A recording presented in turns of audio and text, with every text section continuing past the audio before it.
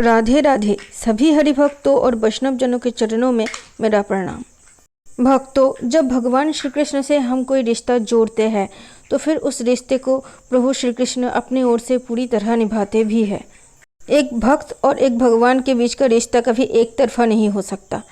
जब प्रभु के सिवा मन में किसी व्यक्ति या फिर किसी चीज़ के प्रति हमारे मन में महत्व बुद्धि ना हो तो फिर प्रभु स्वयं साक्षात प्रकट होकर भक्तों के साथ लीला करते हैं। कुछ ऐसी ही लीला साक्षात प्रकट होकर स्वयं जगन्नाथ जी करते थे अपने भक्त माधव दास जी के साथ। माधव दास जी प्रभु जगन्नाथ देव जी को अपना सखा अर्थात अपने दोस्त मानते थे। पत्नी के मृत्यु के बाद माधव दास जी लोगों से बहुत दूर एक कुटिया बनाकर वहीं पर अपनी साधन भजन करते थे और प्रभु जगन्नाथ देव जी को याद कर करके रोते रहते थे और प्रभु जगन्नाथ जी के दर्शन करने वो मंदिर जरूर जाते। साधना करते करते वो अपनी भक्ति की चरम सीमा पर पहुंच चुके थे। माधव दास जी के मन में जब भी कभी अपने सखा जगन्नाथ देव जी की अभाव महसूस होती तभी वो जगन्नाथ मंदिर चले जाते और वहाँ एक टक लगाए प्रभु के दर्शन करते रहते। ऐसा कई बार हुआ कि प्रभु जगन्नाथ देव जी साक्षात आए माधव दास जी का साथ निभाने और कभी कभी छद्म वेश बनाकर की भी प्रभु आए माधव दास जी का साथ देने। एक दिन की बात है जब प्रभु जगन्नाथ देव जी साक्षात आए माधव दास जी के पास और उनका उदास सा चेहरा देखकर माधव दास जी ने उनसे पूछा कि सखा, आज तुम्हारा चेहरा इतना उदास क्यों है, क्या हुआ है, मुझे नहीं बताओगे? जगन्नाथ जी बोले कि हाँ, आज मुझे मेरे बचपन की कुछ यादें और कुछ आदतें याद आ रही है। माधव दास जी बोले सखा, हमें भी बताओ। तो प्रभु ये बताने लगे कि बहुत दिन हो गए मैंने किसी के घर चोरी नहीं की, इसलिए मेरा मन उदास सा है, काश मैं किसी के घर चोरी कर पाता। तो माधव दास जी बोले तो फिर देर किस बात की है प्रभु, आपको किसने रोका है? आप जाइए और जिसके घर में आपका मन हो उसके घर में आप चोरी कीजिए। प्रभु बोले हाँ सखा, चोरी तो मैं कर लेता, किंतु एक साथी का अभाव महसूस हो रहा है। कोई साथी मिल जाता तो चोरी करने में आसानी होती। माधव दास जी बोले प्रभु, मैं हूँ ना आपके सखा, चलिए कहाँ जाना है आपको चोरी करने? तो वहाँ पुरी के पास एक राजा का महल था। तो उस राजा का एक बहुत ही अच्छा बगीचा था, उसमें कटहल के बहुत अच्छे पेड़ थे। तो उसमें कटहल बहुत अच्छे आते थे, किंतु वो राजा कभी भी प्रभु जगन्नाथ देव जी को एक भी कटहल कभी भी नहीं चढ़ाया। तो फिर भगवान प्रभु जगन्नाथ देव जी के मन में ये था कि चलो आज उसी के घर कटहल की चोरी करते हैं, क्योंकि उसने कभी भी मुझे एक भी कटहल नहीं दिया। तो रात के समय में भगवान श्री कृष्ण और माधव दास जी गए उस राजा के बगीचे में कटहल की चोरी करने। और रात का समय था, किंतु वहाँ प्रहरी भी बहुत थे, मतलब पहारेदार भी बहुत थे जो लोग उस बगीचे की रक्षा करते थे। भक्त माधव दास जी के चेहरे पर साधन भजन का प्रताप, उसका तेज तो था ही, किंतु उनका शरीर वृद्ध हो चुका था, इसलिए वो धीरे धीरे प्रभु के साथ चलते गए और धीरे धीरे करके एक एक करके बगीचे में प्रवेश भी कर गए और जा कर के दोनों छुप गए। प्रभु श्री कृष्ण को तो पता था कि चोरी कैसे करनी चाहिए, कैसे छुपनी चाहिए, कैसे धीमी आवाज़ में बातें करनी चाहिए, किंतु माधव दास जी को इस बात का कोई भी अनुभव नहीं था कि चोरी कैसे करते थे। भक्त माधव दास जी बहुत ही विनम्र साधक थे और देहाभिमान शून्य थे। उनको कोई कुछ कह भी दे, गाली भी दे दे तो उससे उन्हें कभी भी कुछ फर्क नहीं पड़ता था। इधर जिस राजा के बगीचे में माधव दास जी और श्री कृष्ण गए थे चोरी करने कटहल की, उस बगीचे की जो राजा था वो राजा माधव दास जी का शिष्य था। अब उस रात को प्रभु श्री कृष्ण और माधव दास जी गए एक पेड़ के पास, कटहल के पेड़ के पास, और प्रभु ने देखा कि उस पेड़ में बहुत ही अच्छे कटहल लगे हैं। तो फिर माधव दास जी को प्रभु ने कहा कि इसी पेड़ से चोरी करते हैं। प्रभु बोले माधव दास जी को कि माधव, पहले तुम पेड़ पर चढ़ जाओ।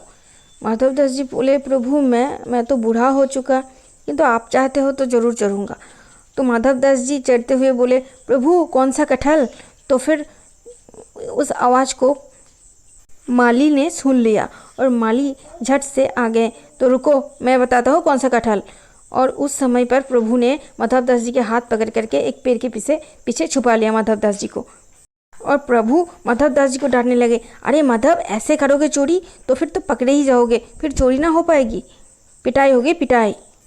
तो जब उसके बाद माली चला गया तो फिर माधव दास जी धीरे धीरे कर करके एक कटहल के पेड़ पर चढ़ ही गए।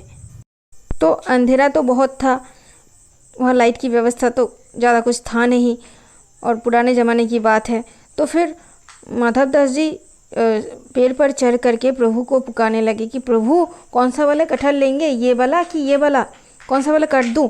तो फिर ये आवाज़ सुन करके माली फिर से दौड़कर आ गया। प्रभु तो अंतर्धान हो गए, पर माली ने माधवदास जी को पेड़ पर चढ़े हुए देख लिया।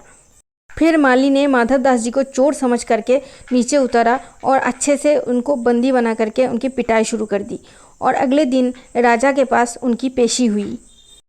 अगले दिन जब राजा को मालूम हुआ कि एक चोर कटहल चोरी करते हुए पकड़ा गया, तो फिर राजा ने उनको कड़ी दंड देने की इच्छा प्रकट किया अपने मन में। किंतु जब उन्होंने देखा कि चोर कोई और नहीं बल्कि उनके ही गुरुदेव माधवदास जी है, तो फिर वो तो हैरान हो गए और बोले, गुरुदेव आप चोरी करने आए? अरे बता दिया होता तो मैं पूरा बागीचा आपके नाम कर देता। गुरुदेव आप एक बार कह तो दिए होते, कटहल का पूरा बगीचा मैं आपके नाम कर देता, आपके चरणों में रख देता। ये चोरी क्यों करने लगे आप? क्या आपको ये सब शोभा देता है?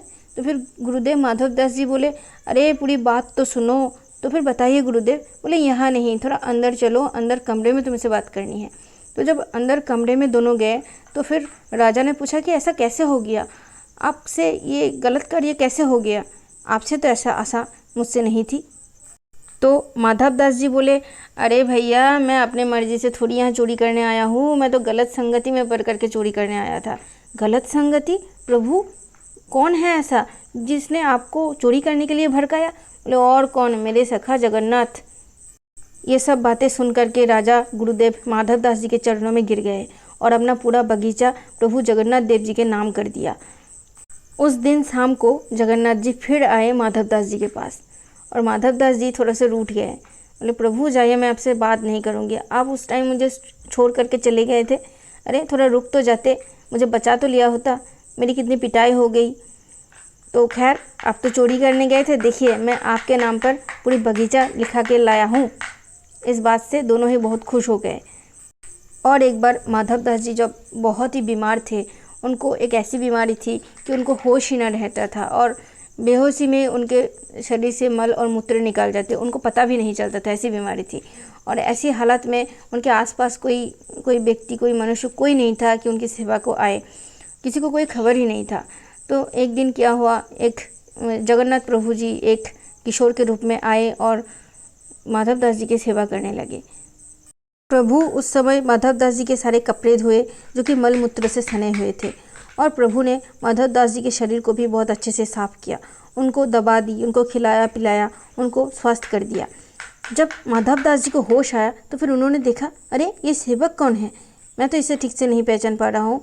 जब उन्होंने पास जाकर देखा तो फिर उनको पता चल गया ये कोई और नहीं बल्कि मेरे प्रभु जगन्नाथ देव जी है। तो फिर वो बहुत ही ज़्यादा दुखी हुए ये सोचकर कि मेरी सेवा करने मेरे प्रभु को आना पड़ा, मेरे प्रभु को कितना कष्ट हुआ होगा। तब उन्होंने प्रभु से पूछा कि प्रभु आप चाहते तो एक क्षण में मेरी सारी बीमारी, सारा कष्ट दूर कर सकते थे, फिर ये सेवा का रूप बनाकर आपने मेरी सेवा क्यों की? मुझे बहुत ही बुरा लगा। तो फिर प्रभु बोलते हैं कि नहीं, मैं ये कभी नहीं चाहता कि मेरा कोई भी भक्त दोबारा जन्म ले और मरे। मैं चाहता हूँ कि तुम्हारे जो प्रारब्ध में जो भी कर्म पड़े हैं, बुरे कर्म, उस कर्म को तुम इसी जन्म में अभी भुगत लो ताकि तुम्हें अगला जन्म ना लेना पड़े और तुम सदा के लिए मेरे साथ मेरे धाम में वास करो। फिर प्रभु बोले कि हाँ, अगर तुम यही चाहते हो कि मैं एक क्षण में तुम्हारी बीमारी दूर कर दूँ तो फिर अभी जो 15 दिन की जो बीमारी तुम्हारे प्रारब्ध में बची है उसको मैं अपने ऊपर ले लेता हूँ। इसीलिए भक्तों, प्रभु जगन्नाथ देव जी अभी भी 15 दिन के लिए साल में बीमार पड़ते हैं। वो 15 दिन माधवदास जी की बीमारी तो है ही है, साथ ही साथ वो अपने सभी भक्तजनों के जो पीड़ा है, जो दुख है, जो प्रारब्ध में बुरे कर्म पड़े हैं, उसको अपने ऊपर लेकर के उस बीमारी को भोग लेते हैं ताकि उनके भक्त कम बीमार पड़े और उनके भक्ति में मस्त रह सके। तो आज के लिए बस इतना ही भक्तों। राधे राधे। हो सके तो वीडियो को ज़्यादा से ज़्यादा शेयर कीजिएगा।